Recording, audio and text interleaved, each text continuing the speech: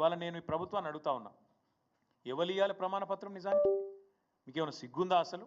నీ ప్రభుత్వానికి ఎవరు ఇవ్వాలి అసలు?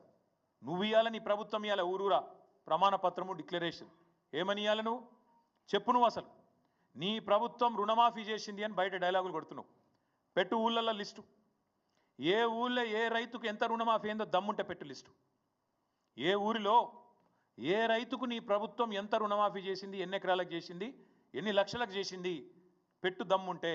ఊళ్ళో పంచాయతీ కాడ, గ్రామ పంచాయతీ ఆఫీస్ కాడ మొత్తం లిస్టు పెట్టు. ఎవరికి ఎంత అయిందో ఎరకైతుంది ప్రజలకు కూడా. రెండవది, ఏమి ఇవ్వాలి నువ్వు? డిక్లరేషన్ నువ్వు ఇవ్వాలి, నీ ప్రభుత్వం ఇవ్వాలి.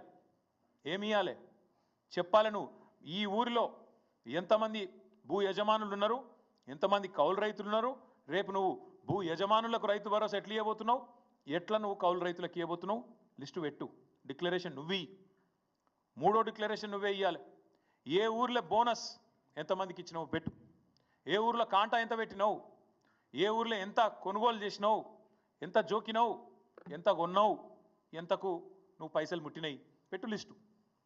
అట్లే ఇంకోటి పెట్టాలి లిస్ట్. నువ్వు ఏ ఊళ్ళో రైతు కూలీలు ఎంతమంది ఉన్నారు, ఎంత ఎవరికి ఎంత బాకీ పడ్డావు ఒక గా లిస్టు పెట్టు. డిక్లరేషన్ ఇవ్వాల్సింది రైతులు కాదు, ప్రమాణ పత్రం ఇవ్వాల్సింది రైతులు కాదు. ఇవాళ ఇమానం తప్పిన ప్రభుత్వం ఇవ్వాలి, నీతి తప్పిన బేయిమాన్ ప్రభుత్వం ఇది. మీరు ఇవ్వాలి ప్రమాణ పత్రం రైతులకు. ఊరూరికి లిస్టు పెట్టు. పెద్దలు ఓ సామెత చెప్తారు, ఒక కుక్కను చంపే ముందుగా దానికి పిచ్చి కుక్క అని ముద్రేయాలి. అట్లయితే దాని సంపుడు అల్కగా అవుతుంది. ఇప్పుడు రైతు బంధు పథకాన్ని కూడా బొందబెట్టే ప్రయత్నం ఈ ప్రభుత్వం చేస్తుంది.